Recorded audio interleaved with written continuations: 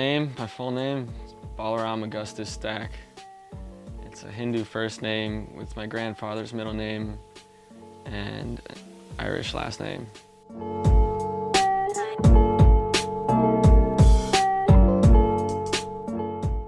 Hail Mary is the merge of a documentary biopic and a traditional surf film. At his home in New York, we go behind the scenes and learn about the life of professional surfer Balaram Stack, perhaps one of the best surfers ever to come out of New York. Hail Mary pays homage to Balaram's roots and the one main guiding force in his life, his mother, Mary. Through childhood photos and home videos, the film illustrates the beautiful relationship between the two and shows the important bond that helped shape Balaram into becoming the incredible surfer he is today.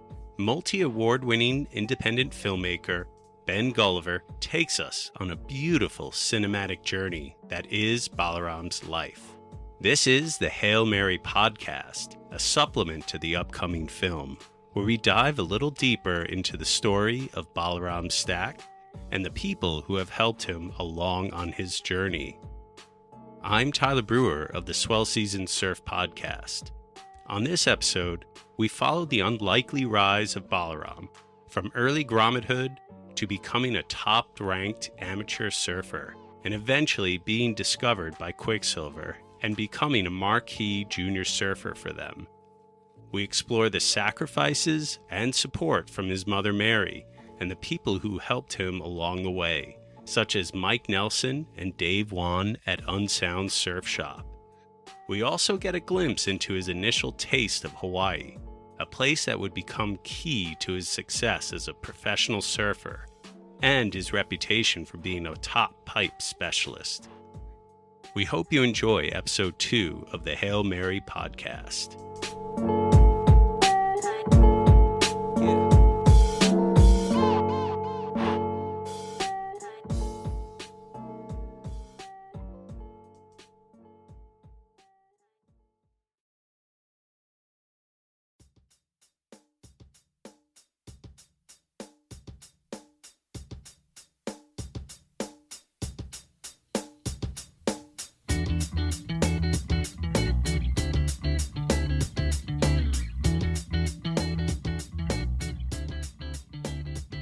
He was already boogie boarding, Sebastian Inlet, and we're driving here, 1997, end of August, and we made him stand on a board in Daytona Beach, and then we came here, and then it started to get chilly, so I guess it was following summer, he was standing up and riding his boogie board. So he turned 6 shortly after we moved here. And then by the time he was 7, or the summer before, and he's standing up on the boogie board, his brothers decided he needed a surfboard. So they got him one then. He got a custom board when he was 7.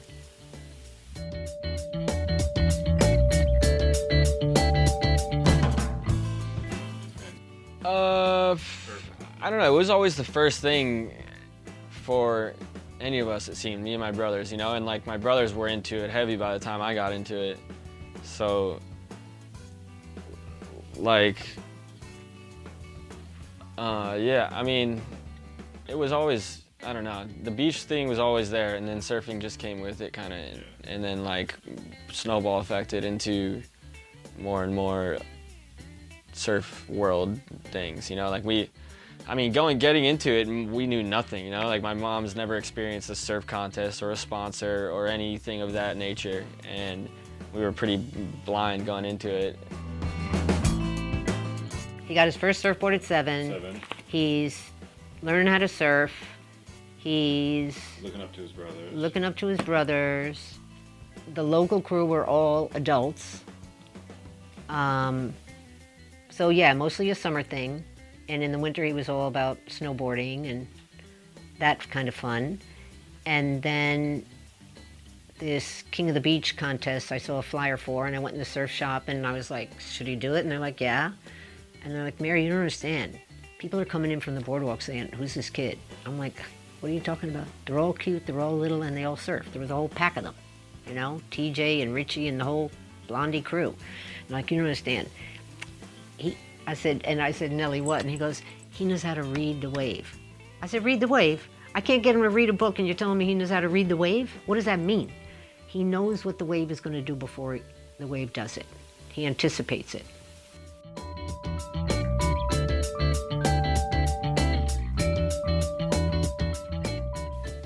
To be perfectly honest, I have zero recollection of that kid until one day at Point Lookout, like he's saying, like the kid came out and just surfed, and like, yo, he was like this big, and like I was bored. I have a picture of him from the first day I've ever seen him. Duct tape around the front of his board, holding on the nose, brown as hell cannibal from, you know. Yeah, oh, that's right. Kid, what the cannibal from here. Kid's just out there floating around. I have no idea until he takes off on a wave, and not that big, but it's like this big, but it's like, you know, like 2 foot overhead on him because he's so little. Drops in, full on square off the bottom, goes right up into it, and like it's gonna hit it, and like the fins like completely falls, but like you could just see the mechanics, like wave one, boom, right off it, right up into it, and he did that pretty much over and over that session, like just trying but falling. But you could see like the waves around here are very like long and mushy, and everyone kind of, if you don't have any instruction, like over the years, you fall into this trap where you kind of like run out onto the face, and you got to get yourself back to the power. He wasn't doing that. He was like literally like Slater, like coming back into the friggin' section, like waiting for the wave, doing it right. So that I saw him, and I'm like all of a sudden I'm like, yeah, from like, and I don't think he was 8. It was the first day, so it was like, it was crazy. So then from right then I was like, all right, so that's a kid I got to keep my eye on. And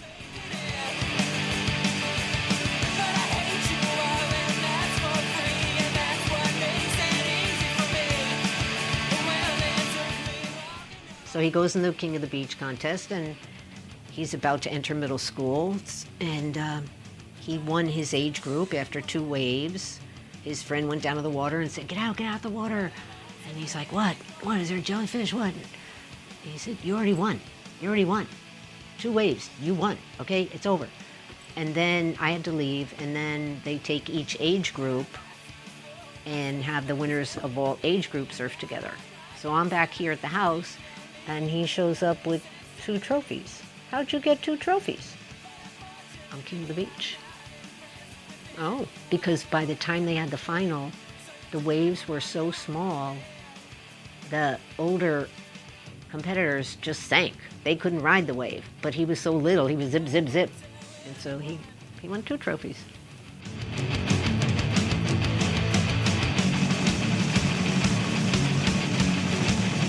So then there was the King of the Beach, and then there was Quiksilver came, and they do East Coast tours, whatever, and they stop and blah, blah. And so they had Second Thoughts. You know that film with Timmy Turner? So they came, oh God, and they had the Indies Trader, the boat, and they brought it to New York City. How'd they get that here from Indo? I don't know. And so it was down by Chelsea Piers, and he was supposed to go with Dave Juan, and Slater was coming to town, and oh my God. So he didn't get taken into the city, but I promised I'd take him the next day, and so we go, and he just missed Slater and the whole thing, but we got to hang out on the Indies Trader. The guys that were on the crew, they were like, come on the boat, so that was fun. And then they're going to show Second Thoughts out at Gilgo in the parking lot, 7 o'clock at night. Drop a screen on the side of the bus, throw T-shirts off, have this thing. So they tell me about it at the surf shop, and I was trying to get, I could take photos of him here, but I didn't know how to get them from the computer to the Unsound website because they had a team and they want pictures of their team. But anyway, we go out to Gilligo, car packed with kids, and see the film, and Dave Juan introduces me to some guy in the parking lot, and he goes, this is who you want to send the pictures to. And I said, oh, do you run the website for Unsound? And he goes, no. Jason Board, I'm Quiksilver's East Coast marketing manager. Oh.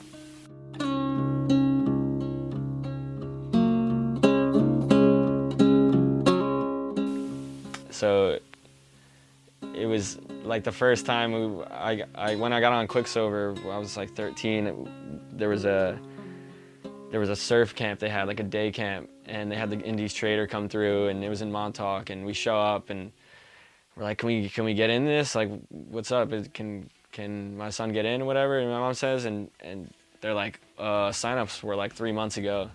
And we're like, sign-ups? We just heard about this shit like 3 days ago, you know? And somehow somebody from Unsound calls. He's like, oh, I get it, like whatever. He gets us in. I get to surf all day and meet everyone. Met Strider and Andy Ryan. Then they had a thing in Montauk, a surf camp one day. And they told me about it again at the surf shop and told me to take them out there. So I drive out there, crack of dawn, and we get to the beach. We took Joey Spinelli with us, Bal's friend, and everybody's sitting around T-shirts, sitting around a circle, listening to Jason Board, sitting on a cooler, talking about it's not just about pro surfers. We need everybody. We need writers. We need photographers. You can work for us. You can work with us, Preaching okay? a different type of gospel. Right. So then I said, how do you get in this? And the guy's, well, you got to spend $50 at the surf shop, and then you get a pass here. And I'm like, I ain't got no $50 to spend at a surf shop. And they didn't tell me that. And so one guy said, oh, she was at the movie the other night. Let her in. Let this kid in. So they let him in. And then Andy Ryan was there. And I go sit on a chair over here, watch, and they go, okay, who's never been in who's never surfed in a contest? Who has surfed in a contest? And divvy up like that. Who's never surfed before? So Bal, I've been in a contest. And so they said, okay, and go out and surf. And the waves were really tiny. It was at Ditch Plains, and Strider was there. And he surfed and came in. And then they brought him over and they talked to him and told him to go out and do something. And they did it. And once I see these men standing there with their fists in the air, I'm like, something going on. And I'm going to embarrass my son. I need super glue on my seat because I'm going to jump up for him and be excited for him. But I didn't do that. So anyway, he came over and he said, Mom, these people want me to stay here for a barbecue tonight. Okay. And that's when Quick noticed him. And then he started getting a box of clothes.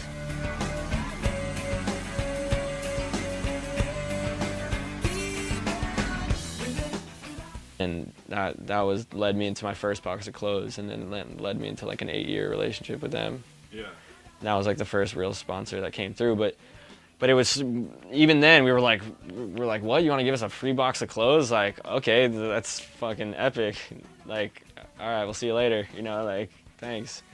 It wasn't like the sights of having a sponsor for 8 more years was not even a thing yet. From then on, we just did the ESAs, which got us to Outer Banks, and then Florida, and then NSSAs in New Jersey was like the next step up, and that got you to California, and that was like the mecca of the surf world, having everybody in that age group that surfed in a contest was there, and it was the same feeling you get at school in the intense sense of like the camaraderie of everyone.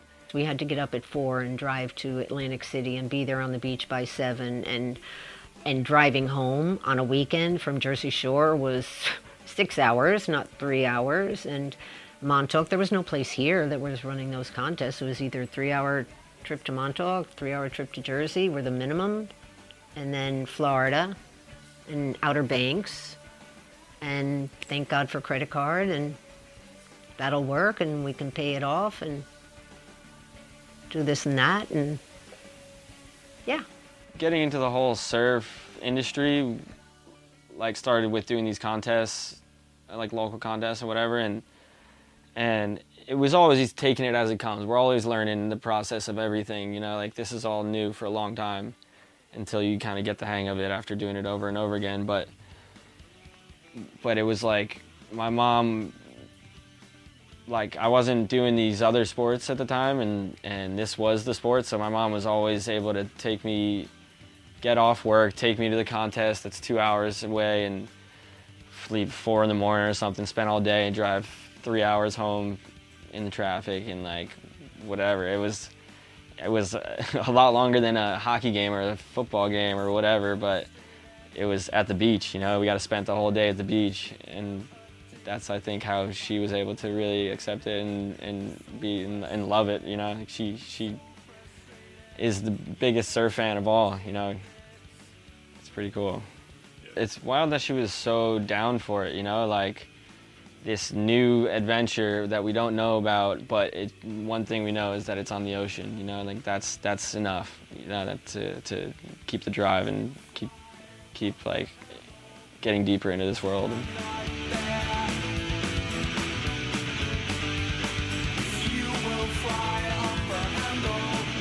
I don't even know if we did even NSA. We hadn't done any NSSA contests. Like, what is that? We heard of ESA. We found out about that. And so I started driving them out to Montauk and Gilgo and doing these ESA contests. And then TJ says, well, you know, there's another contest thing. You know, it's called NSSA and it's down in Jersey. What? I got to get up when? And drive where? Atlantic City? Oh, my Lord. But I was lucky enough to have a job that afforded flexibility. I only had to work 3 days a week, and friends were generous in switching days, and so we started going down to Jersey and competing there, and that's, oh my gosh. So then that leads to Florida, NSSA East Coast Championships, where he did amazing. He won the air show, and that's that airplane trophy over there. He got 3 perfect 10s in this contest, which I don't think has been broken since in NSSA history. And then, so that earned him a spot in nationals. And I know nothing. My brothers ran track and played basketball. So, okay, he did great here. That's wonderful. Isn't this exciting? And that was maybe, I don't know, was it September? March? Anyway, whenever it was. And then you got finals in June in lowers, right? Well, I didn't know I had to do anything. And I think I started packing for lowers, and I found paperwork in the bottom of the duffel bag from Florida that you were supposed to mail in and sign him up, and I am ready to cut off my arm and put it in a box, if that's what it'll take to get this kid in the contest, because they already have all the heats made up. They got it all signed, sealed, delivered. And I am so ignorant of this scene. I didn't know. But he pulled it off. Yeah. And he got in. I couldn't believe what I had done. What I had not done. I couldn't believe it. And then I mailed the thing to the directors in California, and they don't get it. Yeah. They're gone. They're on the road down to lowers. And then I call the postmaster, who happens to be a Long Island guy that used to surf, and say, can you find this envelope? Yeah. It was insane. It was insane. But he ended up making it. He ended up making it. Yeah. Oh, and then Volcom came with their contest, and he took second in that. And they had a contest every year Mother's Day, right? The final in California. And it was wonderful because this kid knew if he didn't do well in school, he wasn't going to be allowed to go to California. And that was a carrot for the whole school year. Thank you, Volcom. He had to do well or you're not going to go. And that was that. So he dropped roller hockey and tennis and football and soccer and just stayed in the water. You know, I was able to like kind of win regionals like a few years in a row, and then I got to Easterns a few times, and then as soon as I hit California, I went for the VQS one year, and I just saw like every kid throwing their fins out the back, and I was just like, whoa, this is like, I'm not gonna make shit out here. I'm not gonna make a single heat. And it happened like that for a couple of years. Like the level of competition at home and there was not comparable. So it was like a whole new way of competing, it seemed.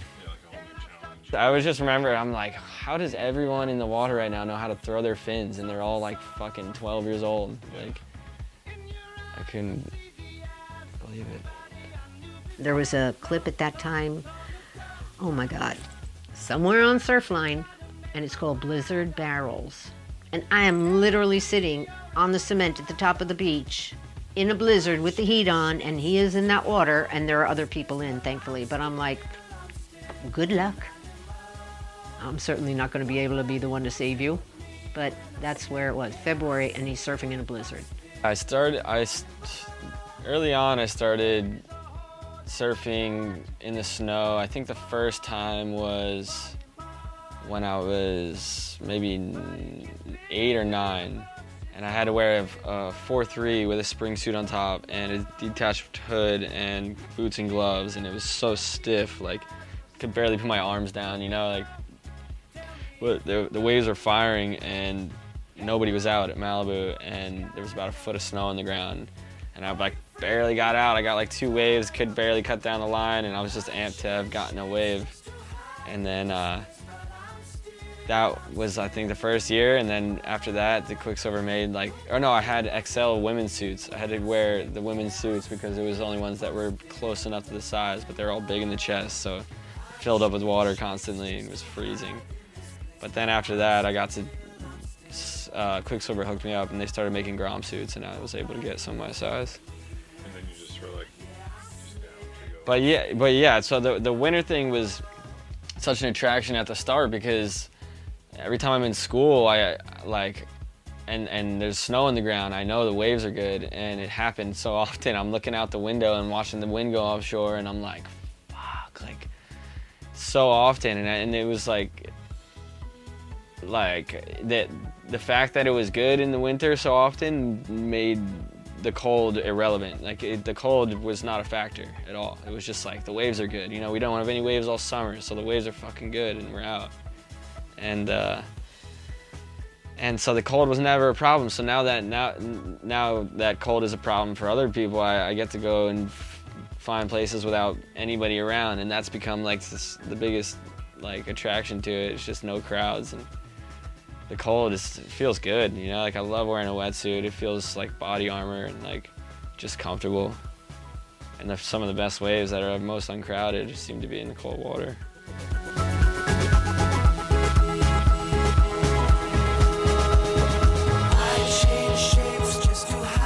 And then in March, they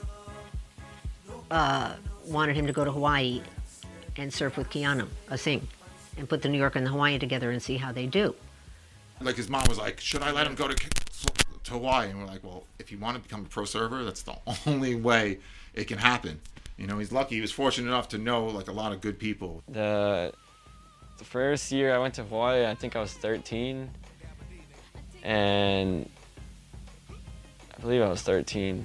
Yeah, first time I went to Hawaii, it was for a Quiksilver shoot. It was like a catalog shoot that they invited us on, and I was too young to go alone, so luckily enough, my mom, I was stoked to have my mom to come through and be a part of the trip. At first, I was to have her there, and then once we got there, I was like, damn, I'm so amazed by the ocean. I'm like, this is what I'm doing. I was like, mom's getting embarrassed by moms with the camera before I get in the water was like inevitable, I guess. But I don't know. I just remember because there was like I was with Keanu Singh, whose whole family is Hawaiian, and they're kind of showing us around, and my mom wants to know everything, and I just want to be in the water. So there's like, I don't know, I'm just like, less talk, more surf. I gotta keep my balance and just keep dancing on it. We getting funky on the scene, and you know about it. Like a star on the screen, watch me tip all on it. Then baby, whether I'm high or low, baby. And my sister, God bless her, so now he's 13, and my sister, he turned 13 in September, and this is the following March, and I tell her about this trip, and he's going to Hawaii, and she goes, you're going with him? I'm like, I am? I don't travel, I don't do anything. What are you talking about? She goes, Mary, he's 13 years old. You're going with him. Okay. All right. Okay. So I told him, and he's like, Mom, I told everybody I'm going by myself. You are going by yourself. I'm not going to crash and stay with the Singh family. I'm not invited. No, I'll get my own place. I'm just going to be the lady on the plane next to you. That's all.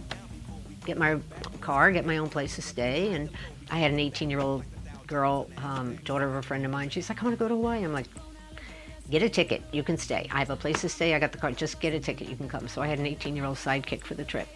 And I remember we're pulling, obviously his first time to Hawaii, and we're starting the descent, and all I remember is seeing Diamond Head and his knee. You know, they go, and he's looking out that window, and his knee is going a mile a minute. I was like, okay, let's see how this goes.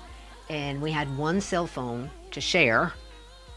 And anyway, he lands, and Tommy Asing picks him up, and I memorize his license plate because now I'm going to start stalking. Just turn up at the same beach and look for them and say what a coincidence. But because I told my son, you're on your own. But they take off, and then I get to stay, and it was an amazing trip. And that's the trip that I know that he was like, every time you put the camera on him, he'd be like, Mom, get away. So I'd have to just show up and say, I'd look for the truck and see it's in Haleiwa parking lot and walk on with a cup of coffee and go, oh, what a surprise. Hi, how are you? And his eyes would not come off the water. He would not take his eyes off the water to have any conversation with anybody. But one time he had the cell phone in his pocket and he totally forgot. And he went in Haleiwa. So came up to the spot I was saying, the good news and the bad news. But anyway, the first 3 days in Hawaii, Tommy picked him up, took him to the house. Keanu's on another island competing in SSA. So Keanu's not even in the house. And Bal's there with Tommy and Paul Ann and just unbelievably generous with their home and accommodating him. And Tommy was like, yeah, I don't know what to do with this kid. I mean, I'm going to throw him in a contest. He called me up. I'm going to throw him in a contest, a Hasa contest, a Haleiwa, if you want to come up tomorrow. And then he calls me 2 hours later and said, oh, they ran the contest today. He did fine. He took a few bums on the head, but yeah, he took third in his heat. Okay. And then Keanu would call home every night and say, Dad, you want the good news or the bad news? The good news is I advance. I'm staying on Kauai or wherever for the contest. But the bad news is I can't come home and meet Balaram. And so then Tommy went and dropped him off at Bongo's house. He goes, I don't know what to do with this kid anymore. Here, you take him. And so he's sleeping on the floor at Bongo Perkins' house just to hang out with him and do whatever he's doing. And such a friggin' initiation. Oh, my introduction to Hawaii. And then Keanu does come back.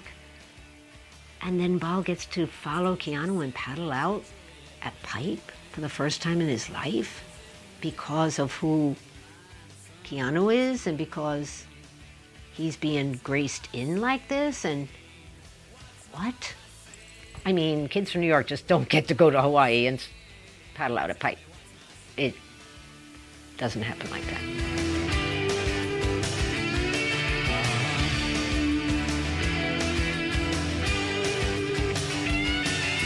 Hail Mary premieres Thursday, November 3rd, 7:30 p.m. and 9:30 p.m. at the Angelica Film Center in Soho.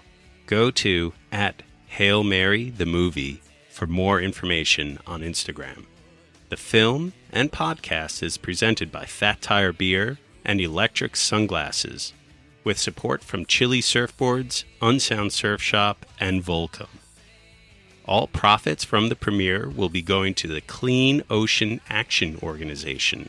For more information, go to www.cleanoceanaction.org. The Hail Mary podcast is produced by the Swell Season Surf Radio Network, recorded by outtakes from Ben Gulliver's recordings.